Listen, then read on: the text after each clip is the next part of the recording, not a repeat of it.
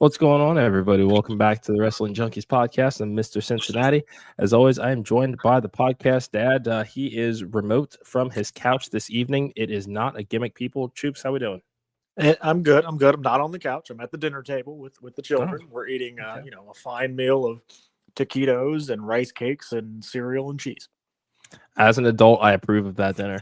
I'm a grown-ass man, and I love that dinner. It's something else, man. And some freeze-dried strawberries. Sorry, I forgot. Ooh, nice touch. Nice touch. Ready to get those fruits and veggies in there, bud. How you doing?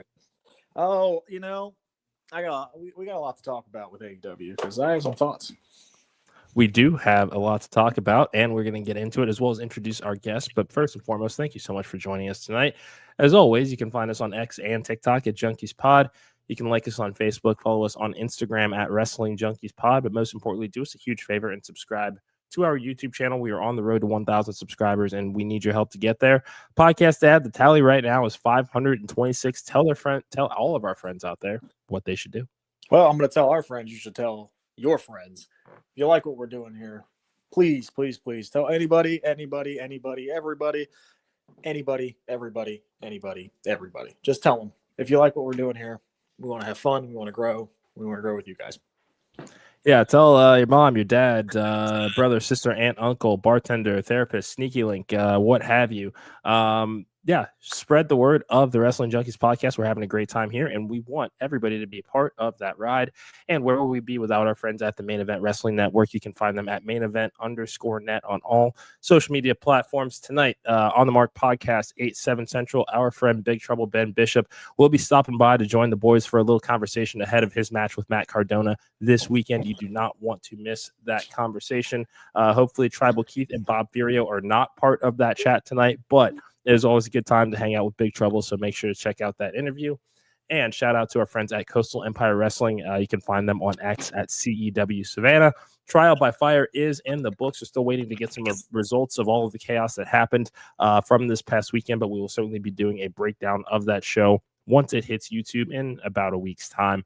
The podcast, without further ado, I think it is time to introduce our guest that we have gotten to know through the wonderful world of TikTok. She has some incredible content, not just about professional wrestling, but she also loves her reality TV, just like we do here at the Wrestling Junkies Podcast.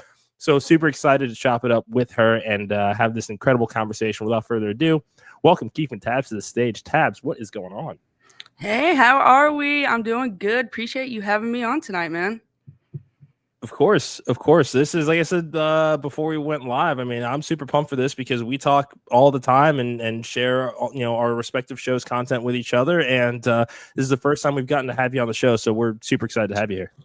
Yeah, again, man, I'm super excited to dive into it and shoot the shit, man. Love it. Well, let's take it back for a little bit. What first got you into pro wrestling? Honestly, just, as a kid, you're flipping through the channels, something pops up and you're like, ooh, interesting. Always, I feel like it's such a standard answer, but John Cena was one of the first people that I fell in love with. And Rey Mysterio. Rey Mysterio was like unbelievable to me back in the day. And then obviously some of the women that were there back in the day that really led that charge, like Lita. Oh my God, Lita and Trish Stratus are like queens to me. So I mean, I just always thought it was so cool, and then fell out of it for a while, but reconnected when I was in college. And it was like, if my body didn't hate me, I would try to do that, but I'd rather just sit on the sidelines and watch. Yeah, no, it's a lot more fun on the content creation side here for sure. I mean, to be fair, I think we can all say that if my body didn't hate me, I'd be in the ring too. But yeah. I'm old and I have children, so. All right, guys. Well, let's get into it. AEW is in the books. Podcast Dad has some thoughts, so I want to. Here we go. Now, quiet down. Here we go. Are you ready? So Andrade is back, and he's in the Don Callis family. The Don Callis family now has 415 people in it. What are we doing? What are we doing? Tabs will let you people are in there? How many people? Is this? This is the NWO 2000. What are we doing here? Like, what is it? Is it 13 now? 14. I think it's 14 people. 14. I mean, I get it. They have a huge roster and everybody needs something to do, but let's not put everybody in a faction. How about that, huh? I was very surprised it was Andrade. I was. Yeah. I mean, but I get now that hearing the bits and pieces of his release from WWE, he chose to go that route. But I don't know. I was surprised. I mean, I guess it's kind of cool that he's getting put in a bigger spot, coming back attacking Kenny Omega, everyone. But I don't know. It's interesting. I feel like he might get lost in that shuffle though, because obviously they have some big stars in the Don Callis family right now. Mr. Cincinnati, name everyone in the Don Callis family right now. Oh Lord.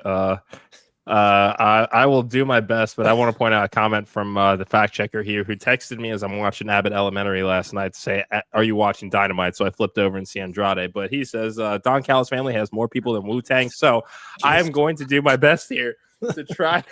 Let's see. We're good. So we got Kyle Fletcher, Andrade, Lance Archer, not get back. Oh shit. This is already ridiculous. Trent Beretta, I think, at one point in time was a member of the Don Callis family. Takeshita. Is Okada technically a member now? He is. Okay. Yeah. All right. So Okada. Yep. I said Lance Archer already, right? This is where it gets tough. Who am I? Yeah.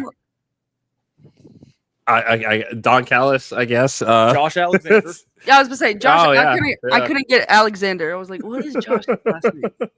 Wardlow, your favorite. Wardlow. Yeah, well, he tore his pec. That's unfortunate. and then immediately back out. Yeah. Clone, is his name? Bishop Khan? No.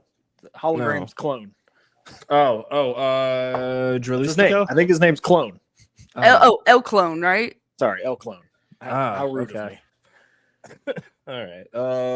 And then I can't tell you anybody else. There's a couple other in there, and I don't know. Yeah. But who do you want? Like, Kyle Fletcher is the main star, right? Yeah. Fletcher's the main star. He's the guy. Yeah. So Takeshita's in there. What? Okay. Okada's in there. Shouldn't they both be stars? They should be, and especially because Okada already kind of played a secondary role to the new elite that they formed behind the Bucks and Jack Perry, and the fact that was kind of how he debuted in AEW after having one of the greatest New Japan careers of all time. It did seem like a bit of a step back as far as the presentation compared to the megastar that he was overseas. So, yeah, this is definitely a very, very interesting development here. I think that Andrade is the first person to jump back to AEW. So he's really getting his Jeff Jarrett on. But here we are. And tell me when I'm telling lies. How dare you? He hasn't gone to Global Force yet. Yeah, no, but I'm talking like 95 to 97. Yeah, that's true. Yeah. So, yeah.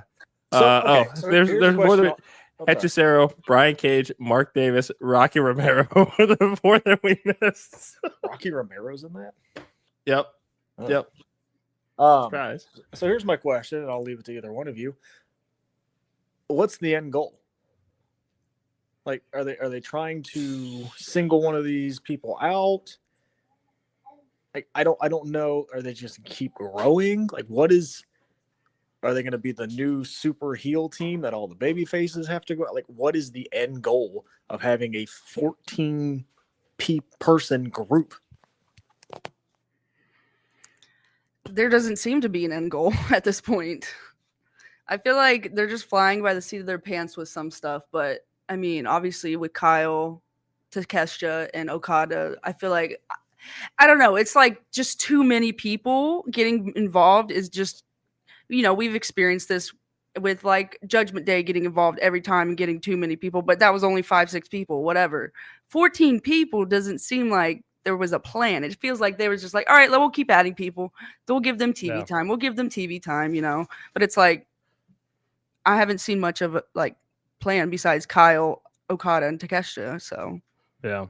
And that's the issue that we always run into, and something then I'm sure that his phone just kind of popped out, but he'll be back. But, it really is all about the follow-up here. Yeah, this is a great return overall for Andrade. It popped the crowd because it was a genuine surprise, and kind of hearing the additional details of why the release came to be and kind of how we found ourselves without a non-compete, and he's just kind of suddenly showing back up.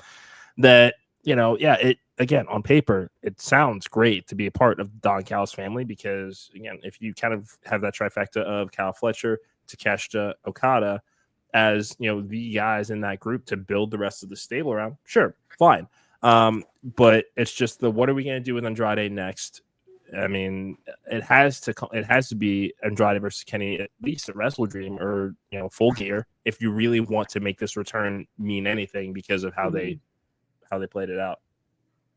Yeah, I agree. They definitely need to, especially with Andrade, if they're gonna push him, they need to make something big happen. And with how packed that family is, it seems like it's gonna be kind of hard. But I mean, you have Kenny right in front of you, which was a good start, but the follow-up, like you said, is very important. Yeah, I mean, it's just And Andrade is getting the Kenny Omega rub, and that's all fine and dandy. But I think our question is always, what's the follow-up, right? Yeah, that's what. Yeah, what's Andrade going to do next? Because you already have, if I'm not mistaken, 2 of the mid-card titles in that group already. Yeah. So, and there has to be some Ring of Honor titles in that group, I would assume. Is he going to go after the world title? I don't know what their plan is. And look, if it's in Andrade and he's happy, so that's fine. Yeah, and I think the big thing here is it's going to be very easy for this group to become oversaturated if it's not already. Because we've kind of been looking at the repetitive nature of the Death Riders that had a lot of people frustrated for most of 2025. The last thing we need is another group that has significantly more members that are going to create that same effect because, again, we've talked about the 3 that we know are major megastars here. They tried to do something meaningful with Wardlow to get him back into the fold. That didn't work because of the injury. How many times have we seen Lance Archer heated up to go after a major title just to be knocked right back down? Same thing with Brian Cage. They have the size and physical in-ring presence to be stars in AEW. It's just that, again, they are heated up for those short-term feuds, but then there's no real long-term outlook for this group. And, from a canon standpoint, that benefits Don Callis because he makes money off of every single person he's able to get into the ring as the advocate or the manager, however you want to classify him. But realistically, there are a lot of incredibly talented people in this group that, despite being a part of Don Callis' family, they're not going to get the shine I think that everybody hopes that they will, like a Kyle Fletcher is. Yeah, and I feel like even Takeshita is getting pushed to the side sometimes, Like, I know he was busy in Japan for a while with the G1 and everything, but it's like, I don't know, sometimes I'm like, why isn't he the one they're pushing more so? And then when they brought Okada in, it's like, well, he's already got the freaking unified title, so maybe they need to go make some tag teams go after the trios title or something. Yeah. And they put them in the ring against each other last month at All Out in that triple threat match for the Continental Championship or the Unified Championship, whatever it's called now. It just seems a little early to kind of pit them and create the infighting over a championship when you're adding new members to this all the time.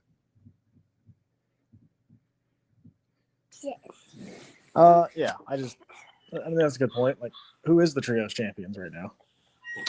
The Ops. Okay. Well, I mean, that could be fun, I guess.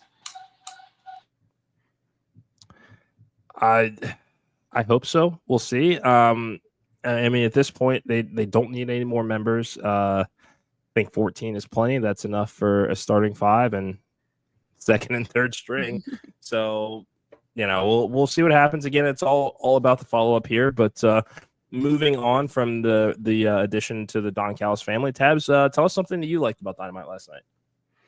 Honestly, I'm very interested in the Samoa Joe and Hangman stuff. Like, it kind of just feel like out of nowhere. It was just like a little attitude. He felt a little disrespected, a little attitude, and it was like, "Hey, you never beat me." I was, Joe, what are we doing here?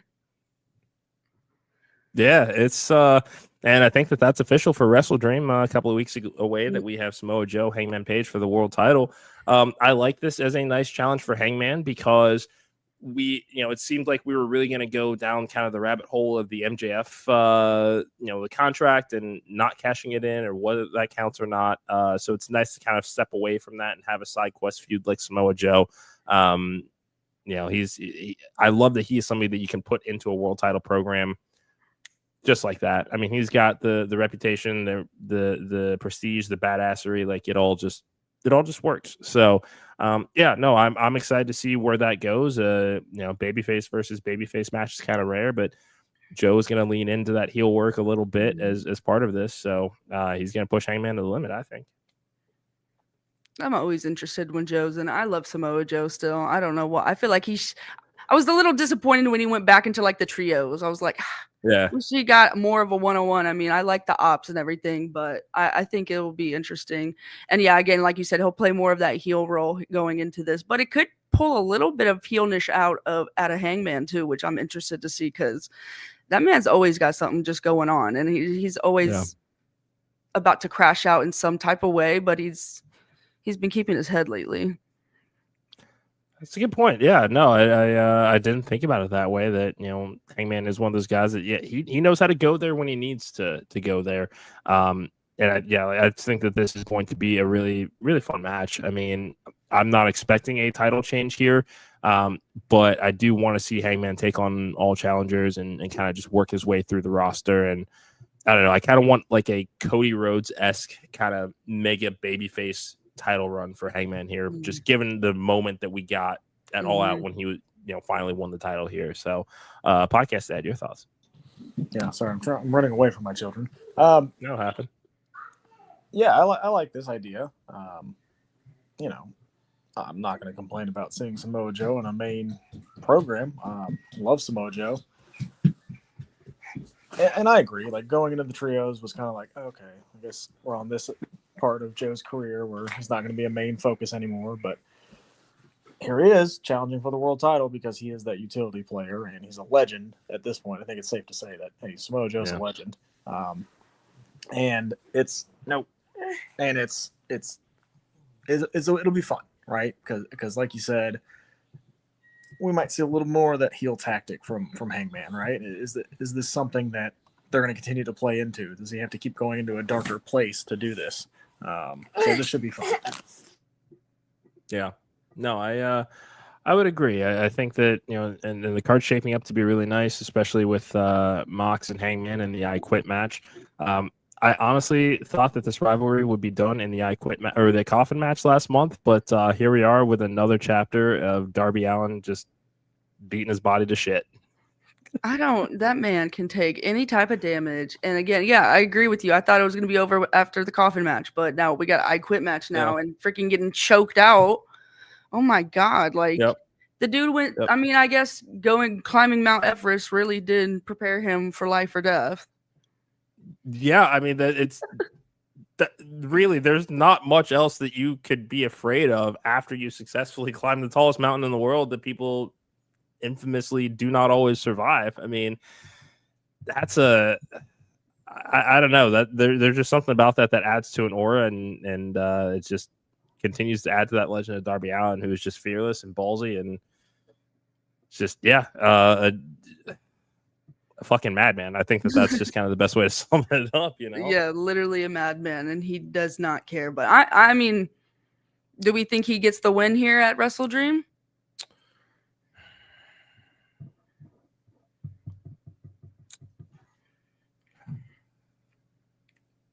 That is so hard to say, especially because I have been wanting to see that implosion or downfall of the Death Riders, even dating back to All In.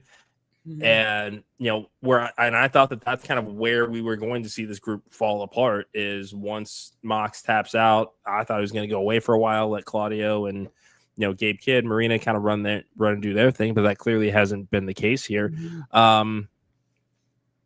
I think Mox is more likely to say I quit than Darby is, because, I mean, even when he's getting, choked out, still can't say the words there.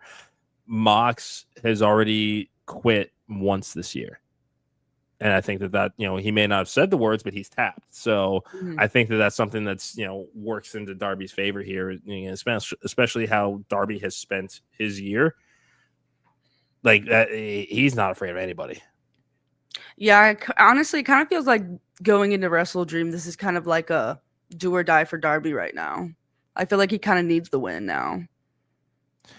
Yeah, especially he's somebody that I think a lot of people want to see take the title off of Mox, and I think that that probably would have happened had he not gone to climb Everest. And we also forget he broke his foot last year because he was supposed to climb Everest last year. So there is an 18-month window that we didn't get to fully utilize Darby Allin, I think, in the way that they wanted to, especially after the Sting retirement. That definitely could have done a lot more for him.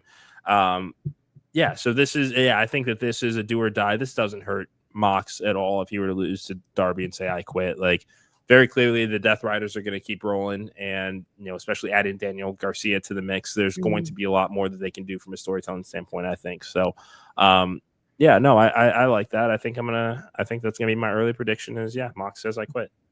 Yeah, I like that. And also with Pac returning too now, so they're pretty much back to strength. But it is going to be an interesting matchup, and I agree with you how you said. I thought Mox was also going to go away after All In, after losing the title. That's usually like the norm. Yeah. But it was interesting how they kind of kept going. Obviously, though, Darby did return, so it does kind of make some sense. But yeah, I mean, I like this feud. It's an interesting feud, but it would have made more sense for Darby to take the title off of him like last year, or at an earlier point.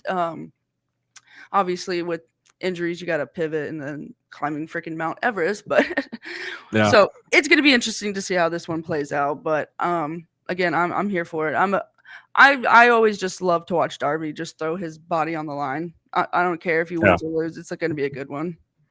Yeah, and I mean, and that's certainly controversial to some people, but I mean, I've always very much had a death match itch when it comes to wrestling. That every once in a while, I just kind of need to see some just brutal what the fuck kind of shit. And it just, I mean, that's what wrestling is. There's a little bit of something for everybody, and that's something that is not always appreciated within the fandom of this particular art form, Oh yeah, and that's the one thing that I do prefer AEW over WWE is they give you those like holy moments. Are these people okay? Do we need to call 911?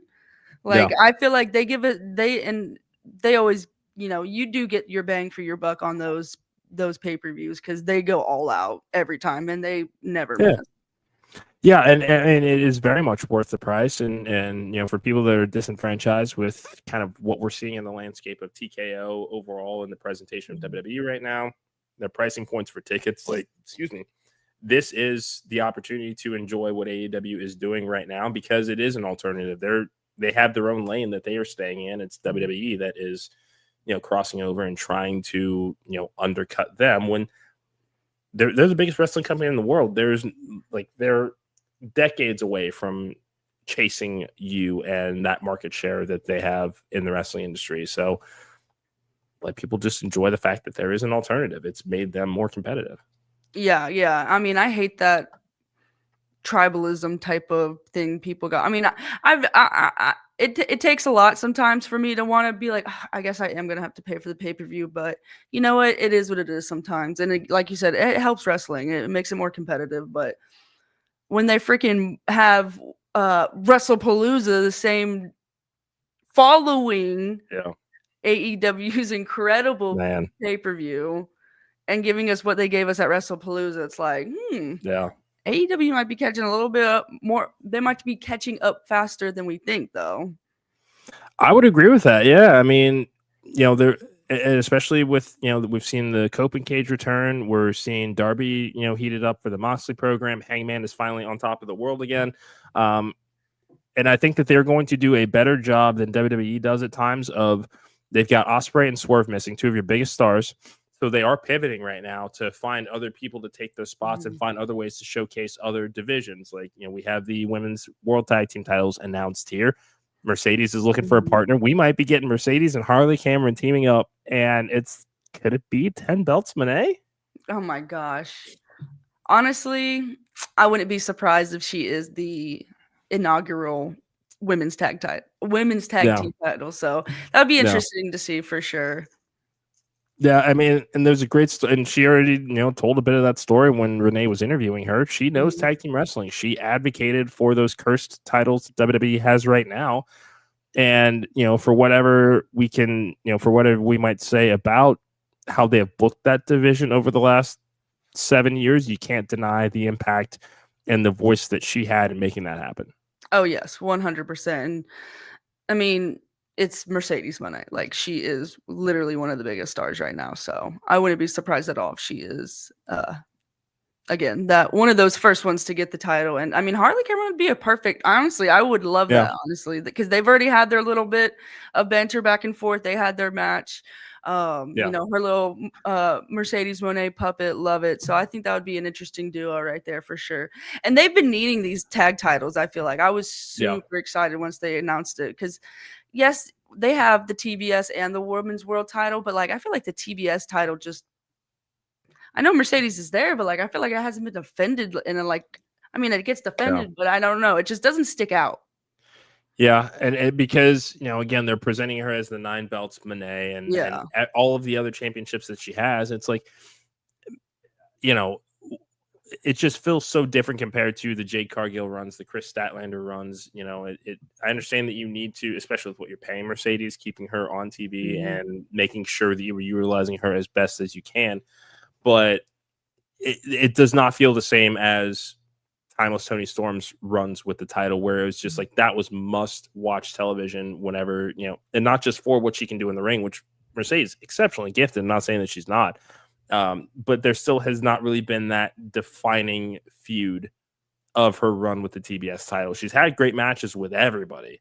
She's, Athena, Harley Cameron, Timeless Tony Storm, Chris Statlander. I'm not saying that she hasn't had great matches, but if you were to ask me kind of what was that signature rivalry that, really kind of set her apart and set this title run apart, it's just really not there. Yeah, I would definitely agree with that right there. That, like, Tony, obviously she has almost every feud she had was like must watch. I mean, you go back to, for just you go back to like the Mariah May stuff. Like, if you weren't watching that, then you were missing everything right there. And that's like one of the biggest. Obviously, that's an easy one to pull out. But even hers, I will say Mercedes' best feud was with Tony, if I would say that. Like, their build up to All In was definitely the best thing that she did, and that's because of Tony, in my opinion. Yeah, and that was going for the world title, not necessarily a title for title winner take all, where it is, your skin is in the game as well. Exactly. So yeah, but I do like the idea of her teaming with Harley Cameron as a tag team here. Obviously Julia Hart and Sky Blue. Hopefully Athena and Billy Starks will be a fun one as well. But I'm ready to hear more about the tournament and what they want to do. Yeah, I know. I'm excited to see when they're going to set this up and see who's going to be in it, because they've definitely got a lot of talent they could pull out too. Some newer faces we probably haven't seen in a while too. Yeah, and especially when we look at Ring of Honor, which they're not necessarily utilizing to their fullest extent. We love that there are people that are getting opportunities and they're kind of treating it like an NXT of sorts. But again, look at Athena, over 1,000 days as Women's World Champion, and barely scratches the surface of being on Dynamite the way that I think that she could, because she's just kind of in a class in and above everybody else on the roster. And Bandito's got the men's world title, and he's one half of the World Tag Team Champions right now. So it's not out of the realm of possibility to have her do the same thing. But yeah, it's very, very confusing booking. Yeah, I definitely feel like they should definitely play into that whole idea of using our Ring of Honor as like an NXT more often. They do pull in some talent every once in a while. Like, I love Billy Starks, her coming in. She's fun. But it's like, give us a little bit more. I know they randomly will throw somebody out there, but agreed with the fact that, Athena being champ, she definitely could be a tag teamer for sure. I know obviously she had her stuff. Her feuds with or she won the contract and had her feud with Tony, but it's definitely gonna be interesting to see how they use it. And I think they need to use her more. I said, I think they need to use them more because they've got some good talent. They really do. And yeah, not everybody has Honor Club, and the distribution deal through HBO Max with WBD gives you an opportunity to put some of these people on TV in front of a national audience and not just a niche streaming market that, not everybody has, or if they do, they certainly forget that they have it. Guilty. Oh yeah. But I think that was a fun episode of Dynamite and WrestleDream. I mean, I think since that World's End show in 2023, that was kind of their like low point of like, fuck, this was like, when we get the reveal of the devil story and kind of trying to finish that up. And it's just like, man, that was a bad show, but everything has been on the upswing since then. I don't think WrestleDream is going to be any different. Yeah, I would agree with that. Again, AEW does so well with their pay-per-views, not PLEs, pay-per-views, and they go all out. They make it worth it. You can't miss it. You know what I'm saying? Like if you miss it, you've missed a lot. And I love how they pack it up. Sometimes I feel like it's a little too much, but that's maybe just me being so used to the little WWE can give us sometimes. Yeah, no, I get that. And it's it's one thing to have go to the 7-8 match cards, but 12 or 13 can be a lot of time. So you kind of have to carve out watching AEW as that is your day. That is your event of that, Saturday or Sunday. So it's they still got my money at the end of the day. And I love that they're knocking $10 off if I buy it on HBO Max. So there we go. I know, right? Give a discount anyway. I mean, if you had to pay $30 to watch WrestlePalooza, I feel bad for you. Yeah, now I got lucky there because my cable includes that new ESPN with it, so I was like, oh great, that's one less thing that I do have to pay for. But it's they didn't do it. They didn't do us any favors in making it easy to access and try to watch the show. So hopefully some marketing and R&D people are listening to the fans as they say that. Oh yeah, I mean, I feel like back to AEW has such a good opportunity right now because of some of the frustrations WWE fans have. So it's like I feel like they're slowly starting to make those good moves, like with the HBO. That's going to help some people for sure. We'll definitely give them some more views on those pay-per-views. I wish they would freaking stream it for free, kind of how Peacock had that deal. If you already described, you got to watch it, but maybe one day. I mean, they're still so young, so. Yeah, no, it's and they're only going to continue to grow. I mean, we've seen the TV deals get incrementally better each year. The streaming and distribution always improves as well.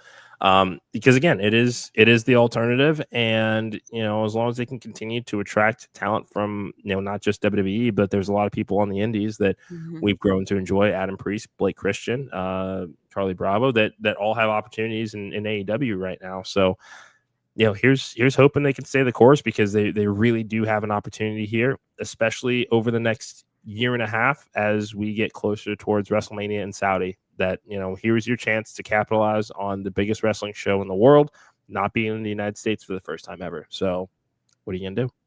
Oh yeah, that's definitely going to be an interesting one. Ooh, I still can't believe they announced that already so early. Yeah, no, that is anyway, that's a conversation for another time, but I think that's going to do it for us today. Tabs, I'm so fucking pumped that you got to join us tonight, and just greatly appreciate you coming on.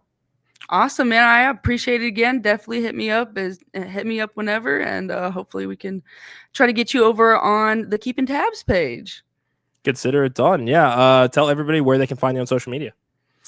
So on YouTube, you can find me at Keeping Tabs Podcast 98. I, as of now, only do one video a week, sometimes two if you're lucky.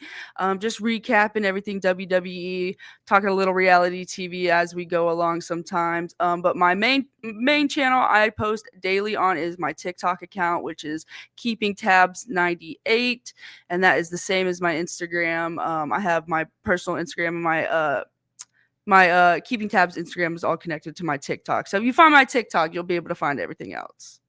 Awesome. Well, keep up the awesome work. We love seeing what you're doing over there. And it's just always nice to see how everybody has found their own voice within wrestling content creation, and yours is a phenomenal voice. So everybody do a favor and go follow Tabs on all social media platforms. But that is going to do it for us tonight.